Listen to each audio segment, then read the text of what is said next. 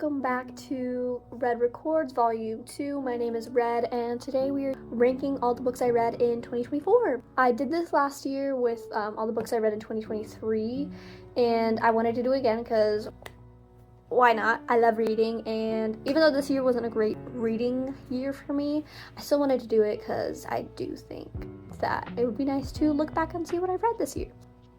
We're just gonna go through it. I didn't put it in any specific order, so I'm just gonna have to kind of like remember. But I will say that there are some books inside this little series here that I do not remember reading. I just have them written down. Like, I don't remember all of these ones because they were part of some silly series that I saw on like Amazon Kindle thing, and they were like free, so I was like, okay, sure. So all 6 of these, I will just absolutely say that I don't remember reading any of them. I do know that the first book I read this year was A Curse So Dark and Lonely. This book, I remember it being really good. I mean, obviously the main character, her name is Harper, I believe, but she is very strong. I do think that Harper learns a lot inside this little adventure that she goes on, and I think it definitely takes fish out of water to a whole new level. I do like it. I would say that it was one of my top reads of the year, if maybe top of vibes only though. I do really like fantasy and like romance, but bro, I don't even remember his name. The main love interest, he was pissing me off. I will admit it. Next, I read The Do-Over by Lynn Painter. This book is a time loop, which recently I've been really into because I'm reading See You Yesterday by Sullivan. I read The Do-Over by Lynn Painter, and it was pretty good. I do remember really liking it. I do want to say that it was one of my top reads of the year. I don't think it's my favorite book by her, but I do really love Time Loop. The main character, I'm pretty sure, was really cool. I do think it's definitely not one of my favorites by her, but I do think it was really good. I really enjoyed it, and I wish I had the list of what I rated each book here, but I don't. But I do want to say that The Do-Over would probably go top reads of the year. Okay, next I think I did Othello. I could be wrong. So Othello is obviously the Shakespeare tragedy that I read, technically part of my class, but I do really like that story. I really enjoyed it. It's the one that really hooked me on Shakespeare. Like, I tried reading Romeo and Juliet once before and I couldn't do it, but I read Othello and I was like, this I can get used to. Like, I actually understand what this bro was trying to say, even if he's speaking all old English. I thought it was really good. I mean, it talks to you about the green-eyed monster, and I think we watched the movie in class, which is why I also remember it. We put Othello here at top reads of the year. I would put it above The Do-Over because, I mean, it's a Shakespeare tragedy. You can't really argue with that. So next I read the Carrie Maniscalco Kingdom of the Wicked series, and this one I actually did really enjoy the kind of like magic and lore behind it, although there were definitely scenes that I don't think are particularly catered to me, but I did really enjoy the magic sections of this book. I will say that this would go in, the first one would go in top reads of the year, and then the second and third one would probably go in all vibes, below A Curse So Dark and Lonely. I love magic, I love fantasy, but I don't know about all the other stuff they included in there. I was like, I'm okay.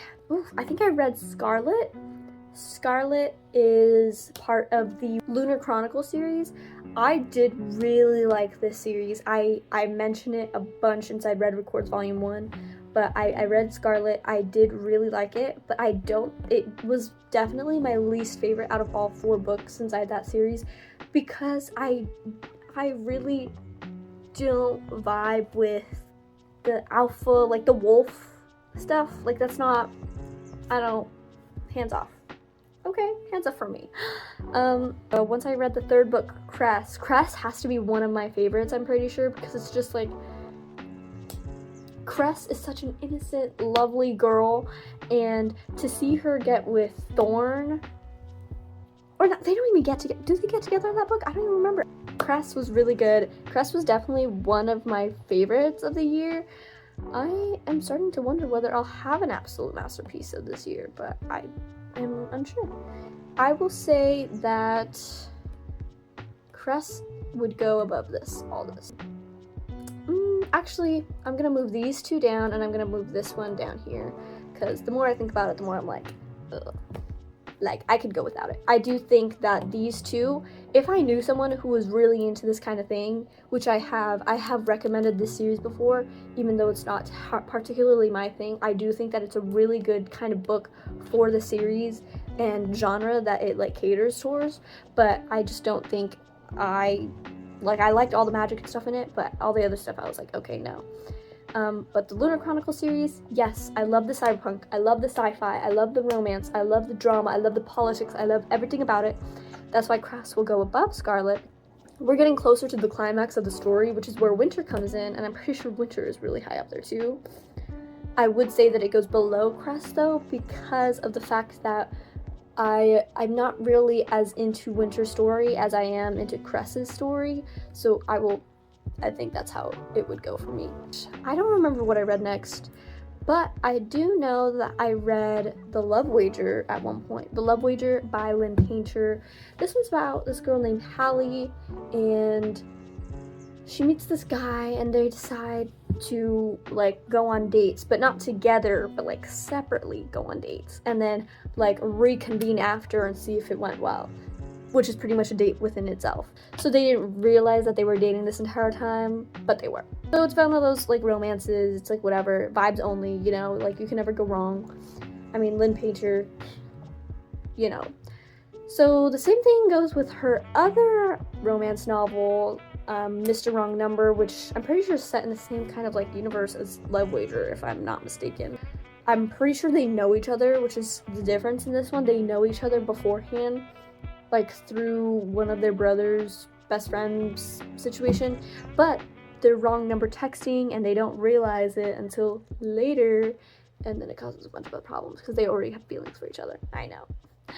And then there's the Happily Never After. This is the one I actually just finished, also by Lynn Painter, but pretty much they object weddings together, and because they don't believe in love, but they fall in love in the process, and yeah, it leads to a whole bunch of other stuff. So again, vibes only. I do want to say that I think Mr. Wrong Number was my favorite out of all of these, so I will put it up a little more. Absolute masterpiece, I will put Heartstopper in absolute masterpiece, because I do think that the cultural effect that it has had, not just through, like, the show, but also through the graphic novels, obviously because it's the original source material, but I think the impact that has had on, like, the LGBTQ community as a whole is so, like, prevalent inside pop culture and media. When you see it online, when you see a Heartstopper volume is going to come out, people post about it, or at least from what I see, and when a new season is coming out, you'll see all the media and stuff about it. Like, who doesn't know who Kate Connor is, or Joe Locke? I mean, they're just everywhere now. Point is, I think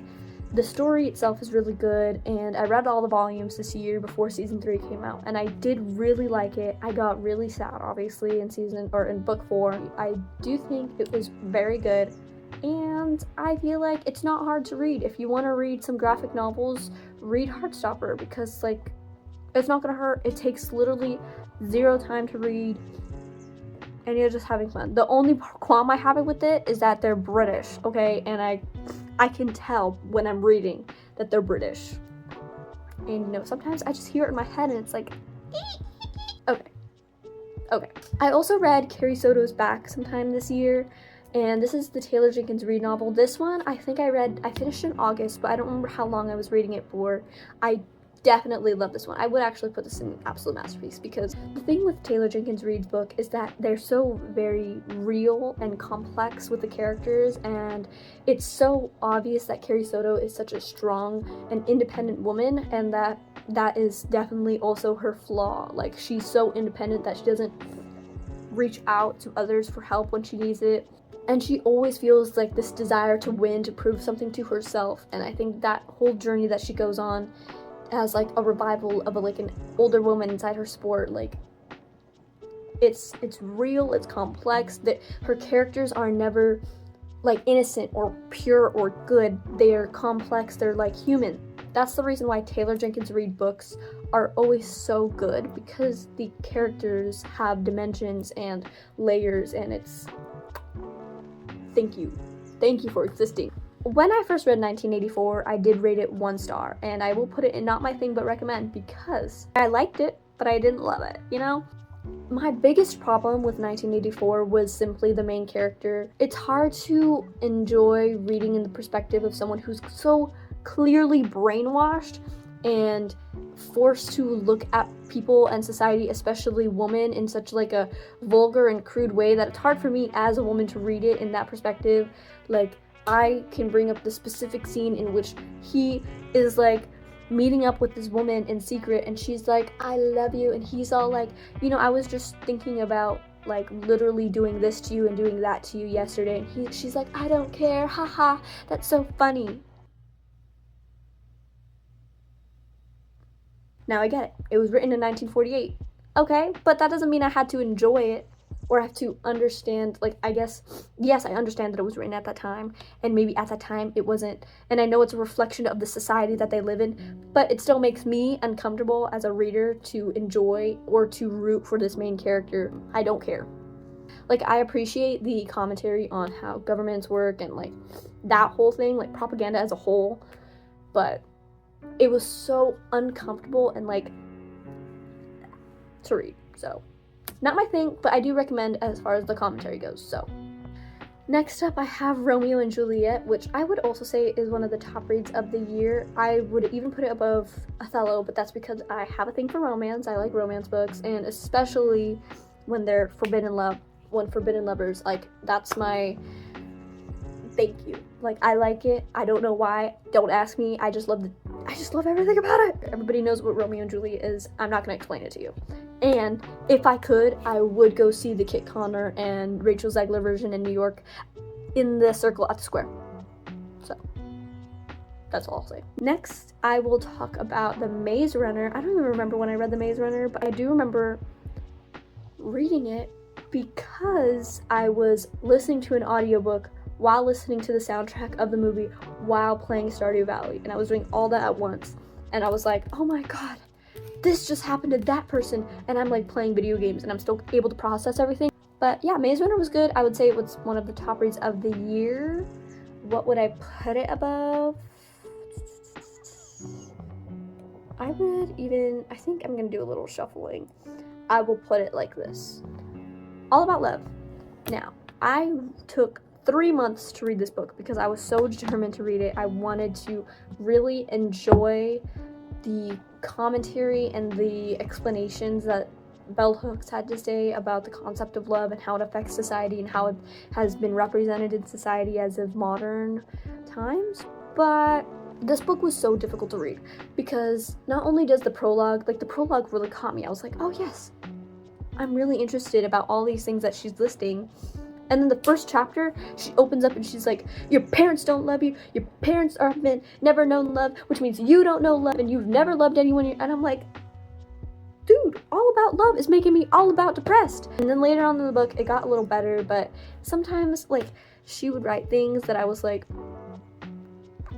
you just said something that I feel like everybody kind of learns when they're 4 years old, but you're saying it in big fancy words that makes you sound smart, but really you're just re-explaining how, like, connections between people work.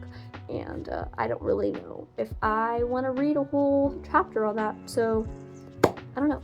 Like, some parts were good, some parts were, like, sad, some parts were boring, and, like, ugh. Anyway, I do think that if someone were to ask me about it, I wouldn't tell them not to read it.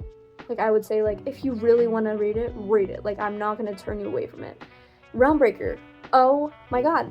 I thought I wasn't going to have an absolute masterpiece. Put that in absolute masterpiece right now. I will actually put it up right there. I'm putting it up at the top of absolute masterpiece. And you know why? It's not only because I met the author. It's not only because it's amazing world building or character building. The plot, it's like Game of Thrones with freaking Lord of the Rings and like Six of Crows, and it's like everything is all coming in together at once, and it's like beautiful. It's so good. Like, oh my god, yes. So I'm gonna put that in absolute masterpiece. Definitely recommend. It's long, but if you like the medieval times, if you like sword fights, if you like characters where it's like the chosen one, but they also have to travel with the group that a bunch of people are like all weird and misfits, but they all somehow come together. Yes, read it. There's vicious queens and kings and stuff like that. Like, It's like Game of Thrones. Like, oh my god, ah! To leave on a lighter note, Today, Tonight, Tomorrow is a book about, I believe, a girl named Rachel, and she's on her last day of high school, which is actually really funny because I think that's why I got the book, is because my last day of high school was coming up. She's pretty much going through like these scavenger hunt things with the rest of the seniors in her school for like a prize, and she has to go up against her arch nemesis from school, and somehow along the way they end up falling in love. Now the thing is, I liked the concept of the story. I liked the concept of the story. The problem is that the characters, I don't relate to them in any way, and I feel like it's not the best. So I will say vibes only, and there you go. And it's funny that I'm kind of talking about Rachel Solomon's books because I'm reading See You Yesterday right now by the same author, and this one's obviously a time loop. I'm reading See You Yesterday, I'm only on page 76, and obviously time loop stuff, but I do feel like this main character is literally like a copy and paste of the character from Today, Tonight, Tomorrow.